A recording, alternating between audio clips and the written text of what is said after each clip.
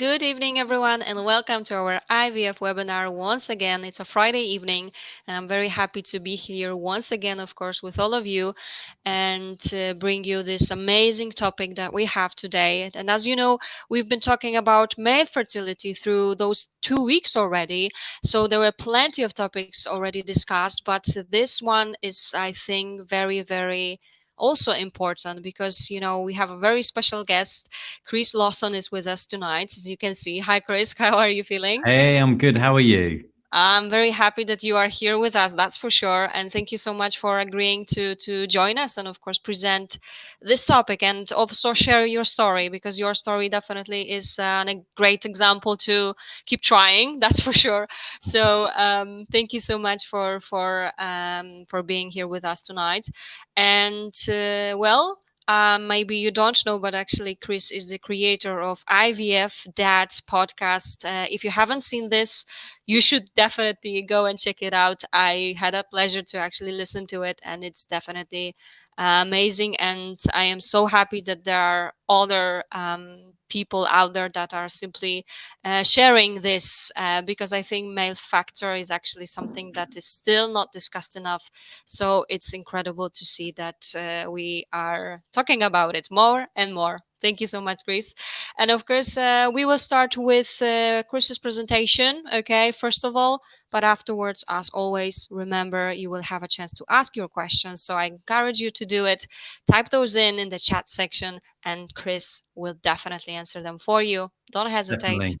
Anything that is on your mind, I'm sure he will be happy to help you out. And yeah, I guess that will be it from me. Let's start with the presentation, okay? Yep. Great stuff. Well, look, it's absolutely fantastic to be here. Thank you for inviting me, and it's still quite humbling, really, because I still have to pinch myself that after a long journey with IVF, we were successful, and we have a beautiful daughter, Rosie, and it is just testament that the road is definitely not clear and it's definitely not straight, but there is a path and you can find what you want at the end of it. So hopefully this will provide you some inspiration.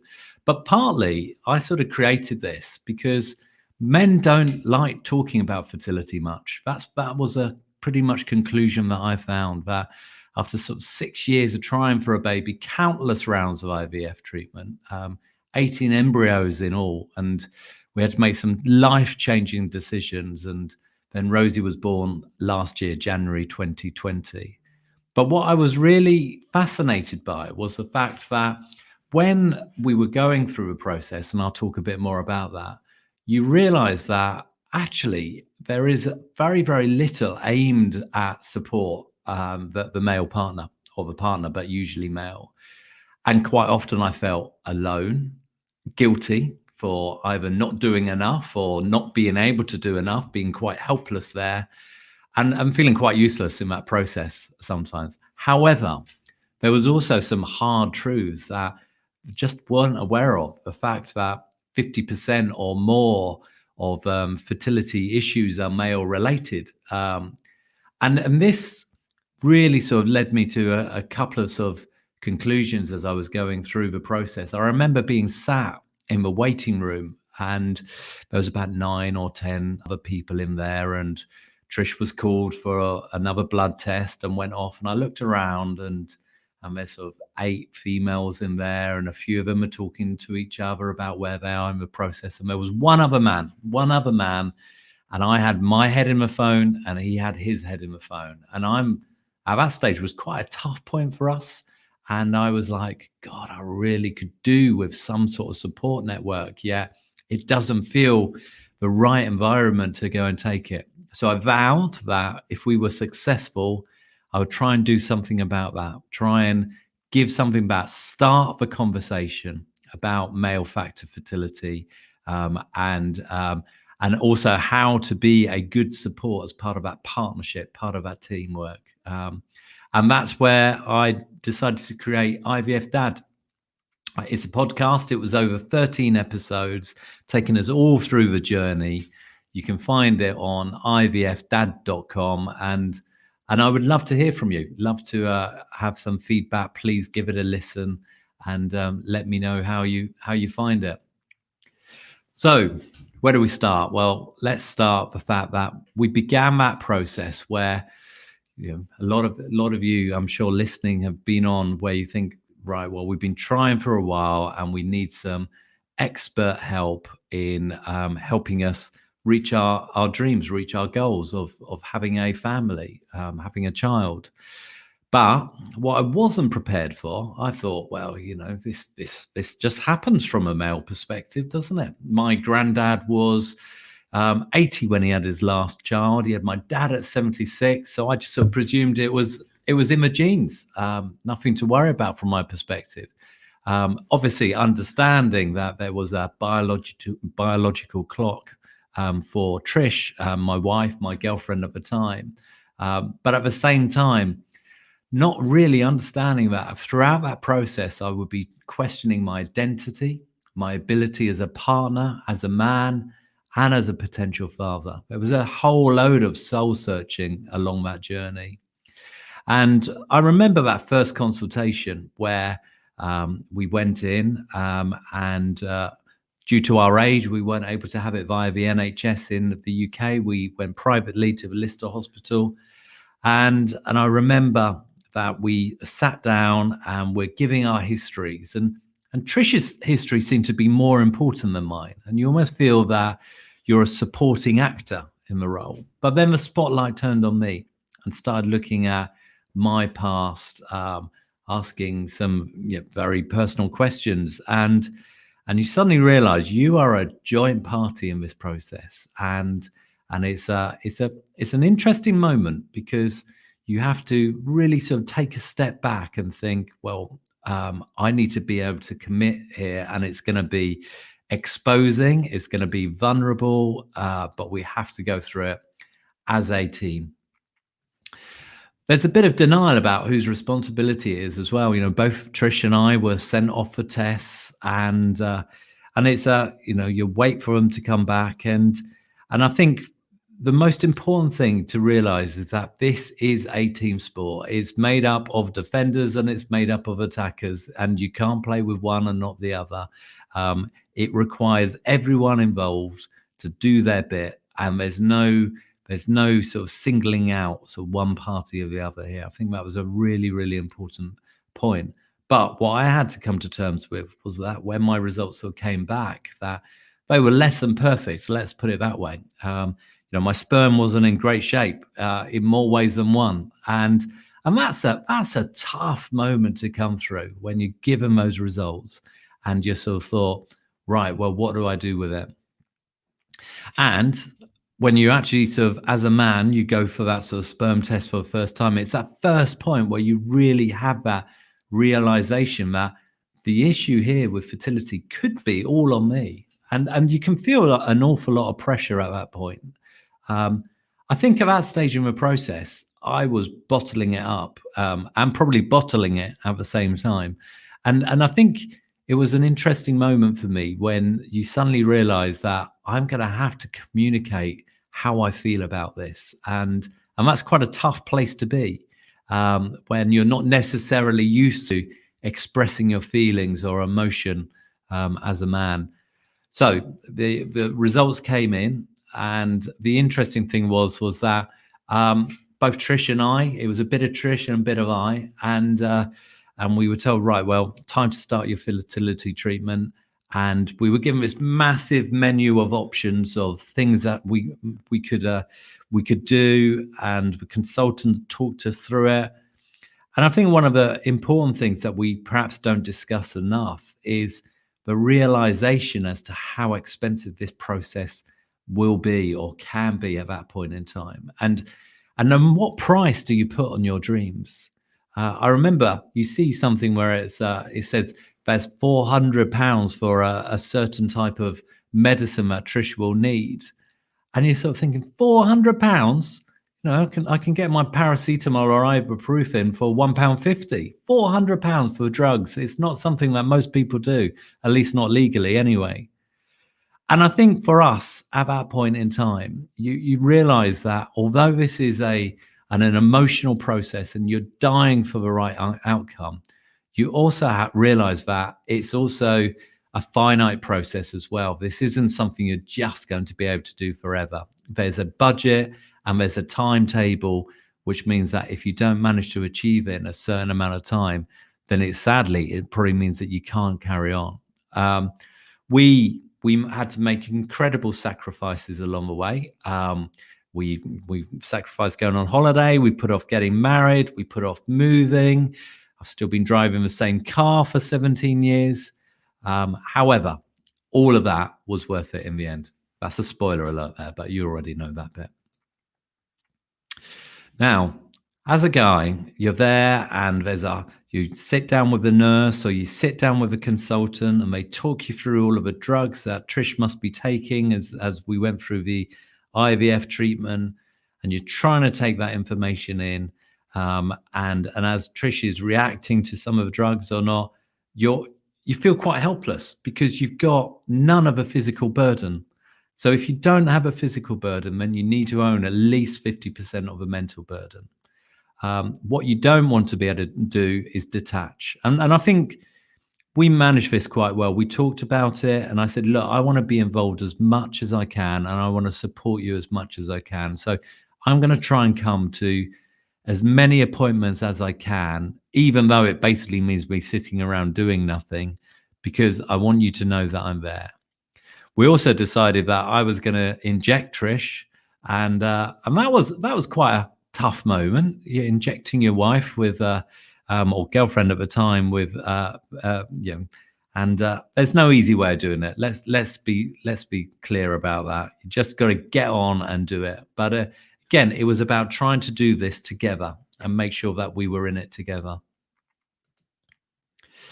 Now, what was prescribed for us was something called the ICSI process. And that was due to my imperfect sperm. I had some, and sadly, there is 1% of guys face the fact that there may not be any sperm. They may not be producing any sperm. But I had some, and it was a case of finding the best one. So ICSI finds that best performing, best looking sperm, and fertilizes the egg after the egg transfer or the egg collection.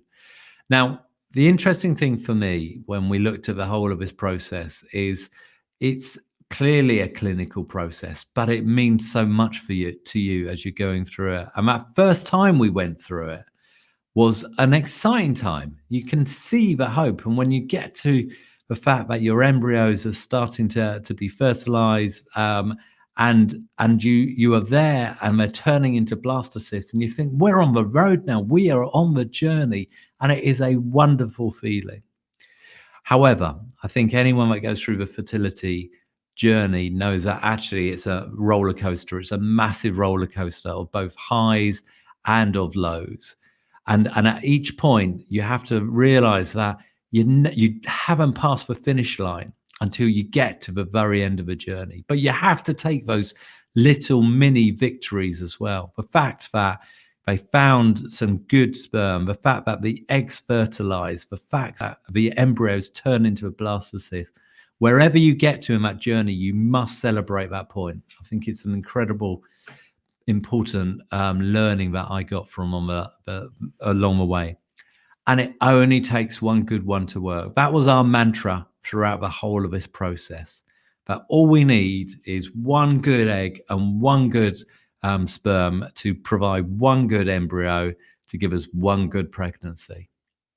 But life isn't as simple as that. And I think, we have to deal with the fact that you can have high hopes and then suddenly those hopes can come crashing down. Now, to be fair, after the first round of IVF, which failed, we dusted ourselves off and said, look, based on our age, both of us were over 40 at the time. It was unlikely to happen with that first round of IVF. So we dusted ourselves off and we tried again. And then it didn't happen again. And then we tried again and it didn't happen. And Trish was producing, large number of eggs. We were getting a large number of embryos. We were freezing quite a few, and we were trying again, and we were facing a failed pregnancy in some cases, and in some cases just not even getting to that, just a negative pregnancy test. And it is hard work. It's hard work as a couple. And I think from a male perspective, I almost saw my how can I put it? I saw my sort of position as team coach. You come on, we can do it. Having to stay positive, but whilst I was doing that, I was almost forgetting my own feelings, and my own feelings were mixed too, highs and lows, and just wondering how many times I could go through those highs and lows. And then, of course, you get to a point where suddenly you look down and you've got 2 blue lines on a pregnancy test, and you think, my God, we're finally pregnant, and you don't dare to hope. And Trish was burning through pregnancy tests like no tomorrow, just to make sure that it was true. And we went in and we had a scan, and we found out that actually we had 2 embryos in there, not one, if that had implanted. And sadly, a few weeks later, we were told that they weren't growing and that they couldn't see a heartbeat. And that nothing can prepare you for that moment. And I'm sure that a lot of people watching or listening have been through that themselves. And that moment when you have a miscarriage, wherever you are in that journey, it hits you like a freight train. It's an absolute shock, and it feels like all of the air in the room has been sucked out. And I think that was a very important point for me in terms of feeling absolutely helpless, because, Trish was the one that was going to have to go through the physical ordeal.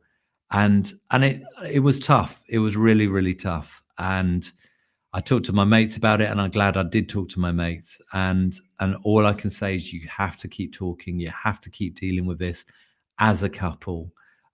It's really, really important that you stay united as a couple, because it's a difficult time and anger can come out. And what you don't want it to do is the anger to come out and take it out on each other. I think that's an important lesson. But sadly, as we go through fertility treatment, unfortunately, miscarriages are quite common within that, and it can form a part of the process. So I think one of the things that we tried to do was discuss, well, how many times are we going to pick ourselves up off the floor and try again? And we were going through round and round and round, and we'd been at it for about sort of four years. And we sat down with a consultant, and she reviewed all the results, and she said, do you know what? I would have imagined even that we would have had more pregnancies, even if they ended up in miscarriages by this point. And I think we need to start thinking about sperm donation or egg donation in order to help you reach your dreams. And there's no two ways around it. If your dream is to have children, that's not necessarily the first thing that you think of. And I know that I'm privileged and lucky in that situation. And for some people, that is not a choice, whether you're a single sex couple or, like I said, whether you're a sort of man that's not getting any sperm in their sample. And I think we went through quite a lot of soul searching.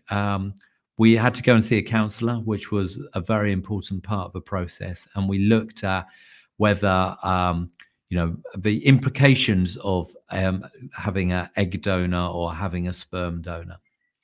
And at first there was a bit of denial, but I have to say, I got to a point where I thought, do you know what? As I was brought up as a child, I had a stepdad who I loved very, very much, and a stepmom who was a major part of my life. My stepsister is just my sister. My stepbrother was the best man at my wedding. And I don't sit there and think, what are your genetics? They're just me, my family and my blood. And that's how I see them. And I think we got to a point where we had to discuss with each other whether it was adoption or surrogacy or donation. And we were going to go down the donation route. And we came to a point that what we really wanted was a child to be part of our family, and we knew that we could be loving parents, and we'd got ourselves into a position that that was okay, and it was going to be fine. The interesting thing was that just as we thought we were going to go down that route, Trish basically said, "Do you know what? I don't care what medical opinion says about my eggs. I want to give it one last go, and I want to try again." And that year we were getting married, and we tried again, and we sent off the embryos for DNA testing to try and speed up that process to know whether it was worth being put back or not.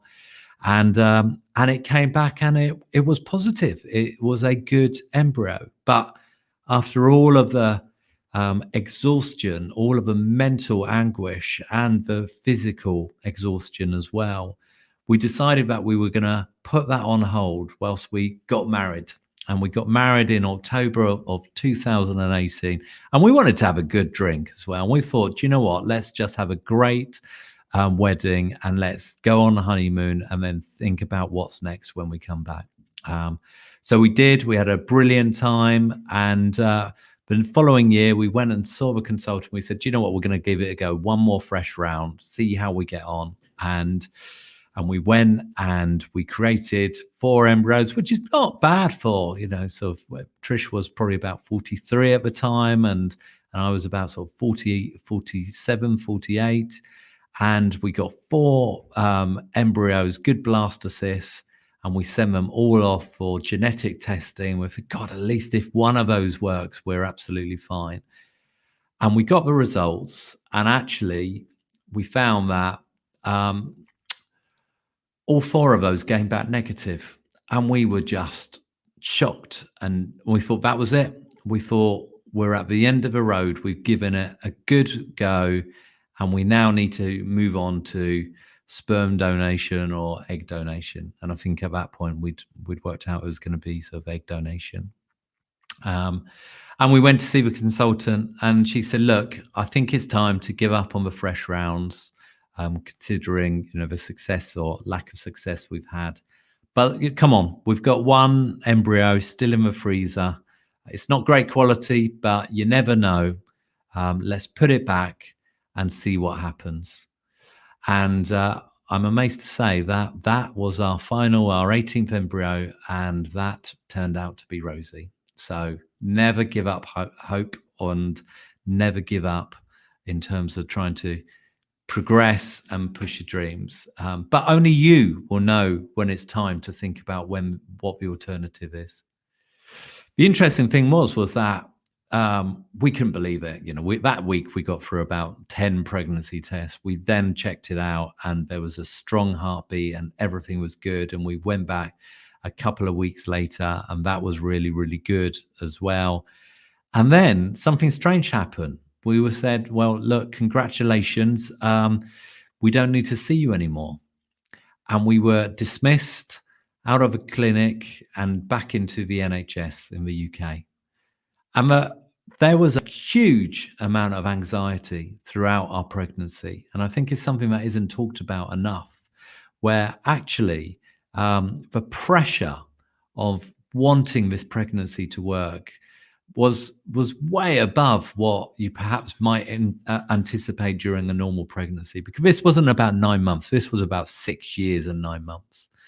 And I think it's an important point. And there are some great supports now around. There's one that I particularly think is fantastic, called Finally Pregnant, and is worth checking out.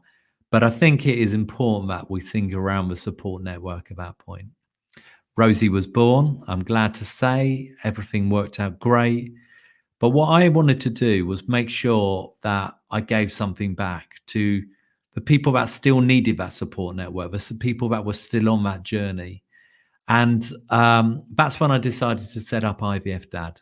It goes through every single sort of stage that I probably outlined today. But what I wanted to do was help demystify it from a male perspective as well, give us a bit of a glimpse behind the clinic curtain. So I went back and talked to the consultant at the clinic, the embryologist, the sonographer, the nurse, the male fertility specialist, they're all on that podcast, and I'm very, very grateful for all of them. The counsellor as well, very grateful for all of the people that were involved because they were part of that journey. And I hope that people listening to the podcast get something out of it, whether they want to get a feel for what that whole journey looks like, if they're just starting the process, or if they want to dip into a specific episode like what happens on embryo transfer day, or what to do when you're losing faith, that last roll of the dice. And I'm very proud to say that it got picked up on by Apple and was put as new and noteworthy on their homepage. It's been picked up by a number of the sort of mainstream press, and the series is over, but I'm looking forward to trying to do another series at some point. And in the meantime, I'm making sure that I'm around on Instagram or on Twitter. You can find me at IVF Dad Podcast, and just helping support that male factor fertility community in any way that I can. I hope you got something out of my story. I feel very humble that I'm here, and if I can answer any questions, then I'd be delighted. Thanks very much.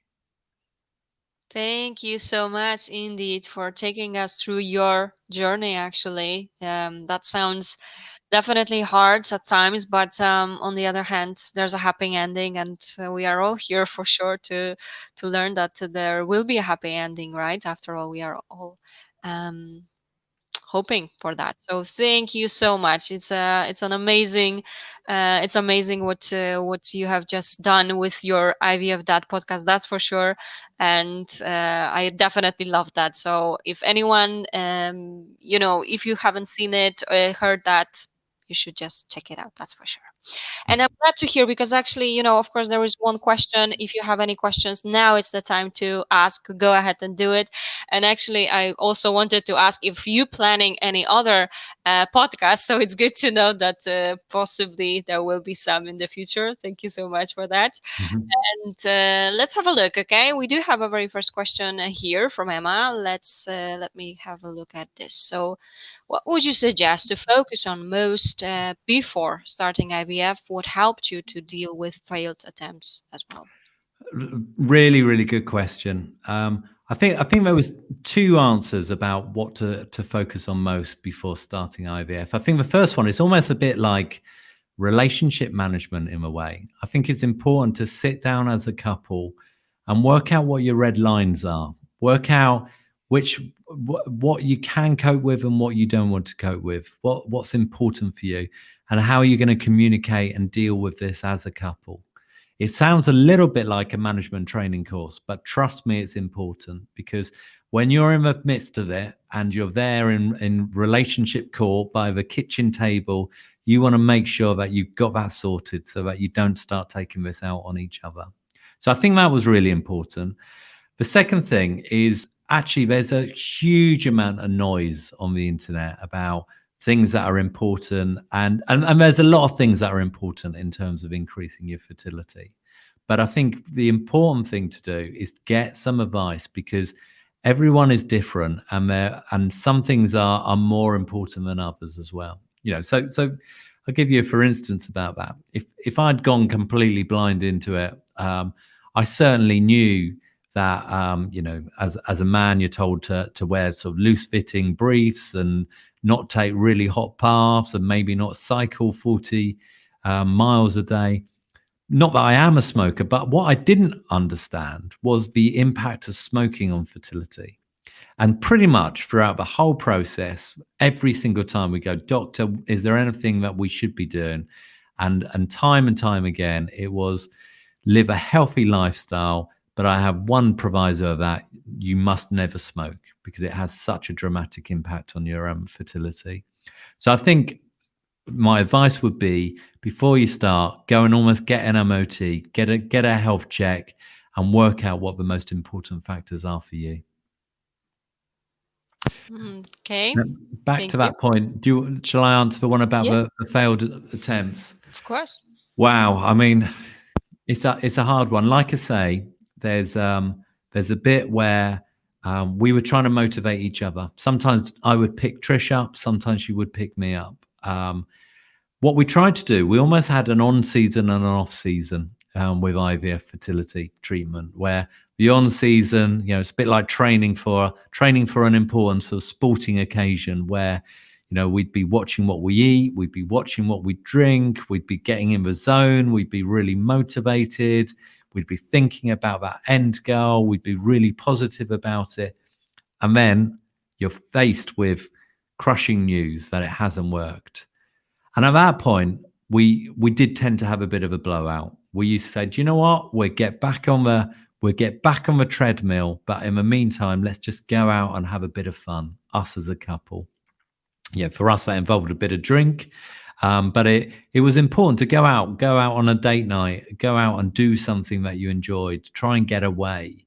And that's another realization about fertility treatment, is getting away is actually quite difficult, because you realize your diary is not your own. So at that point, while your body recovers and while your mind recovers, just try and get a weekend break away, or just to change the scenery, because when you're back in it again, it's difficult. So that helped. I ran. That was my outlet. I found it good because it was quite solitary as well. I didn't really like showing my emotions in front of Trish, but I could get myself out in the middle of nowhere and perhaps let go a bit. So that worked very well for me. And I think, from Trish's perspective, she looked at alternative medicine as well. She took sort of great solace in terms of reflexology and acupuncture.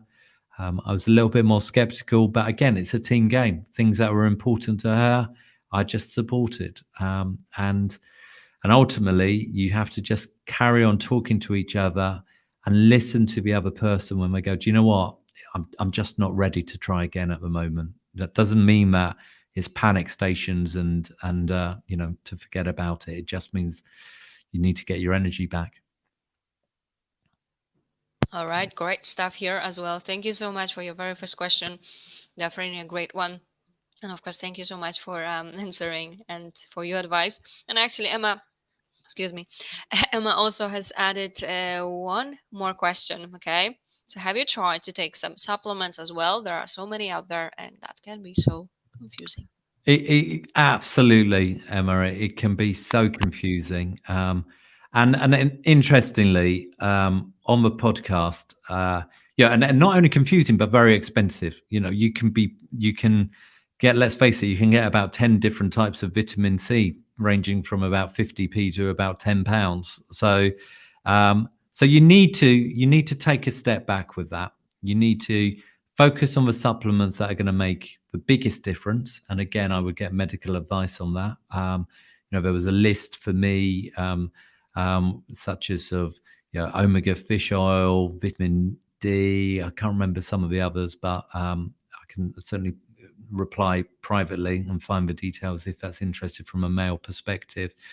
But one of the things the doctor said to me was, actually, the brands make no difference, Chris. So you may well have a favorite brand, and that might give you some emotional support, but it's really just about taking the right supplements. So be careful of marketing, he says, as a marketing director. Wonderful. Again, thank you so much indeed. And well, yes, this is a question that we always get, yes, about supplements. So thank you so much for giving that patient perspective as well, of course, again here. And let's have a look, okay? At least at the moment, we do not have any more questions. However, Chris, as you can see, some patients already mentioned that thank you, very nice presentation, and wow, you are a real inspiration. Congratulations. Thank you. That's very kind. Say?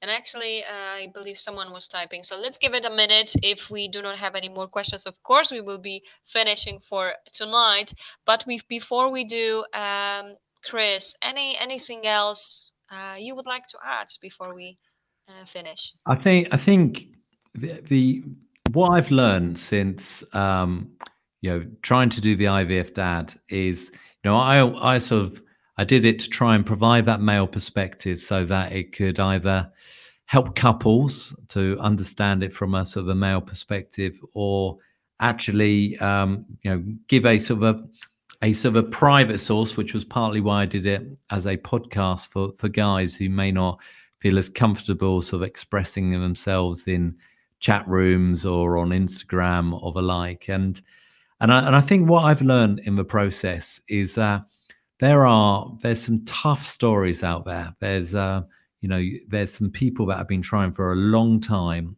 and there are some people that actually have been given sort of quite tough news early on in the process, and my heart goes out to those people. But do not lose faith.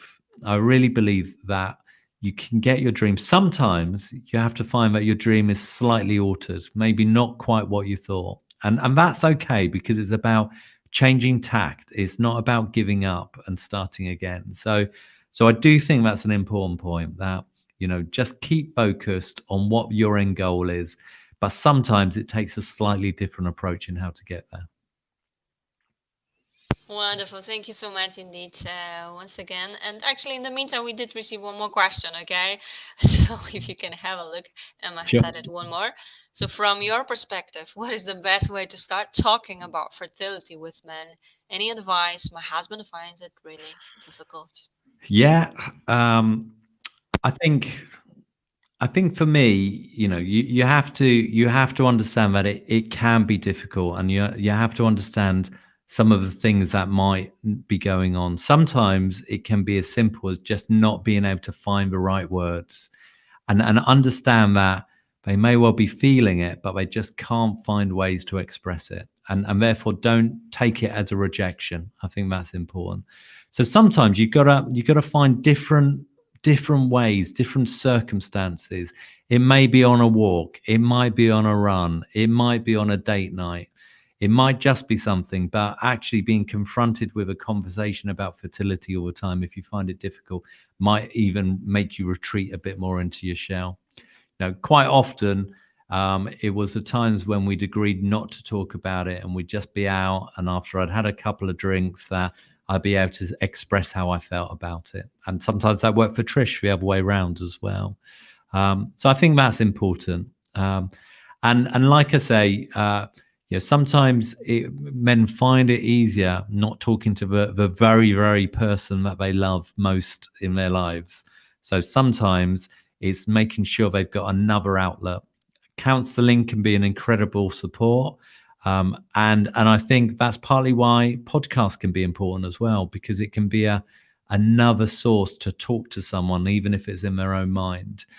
So yeah, be creative, I think, is probably the simplest way of saying that.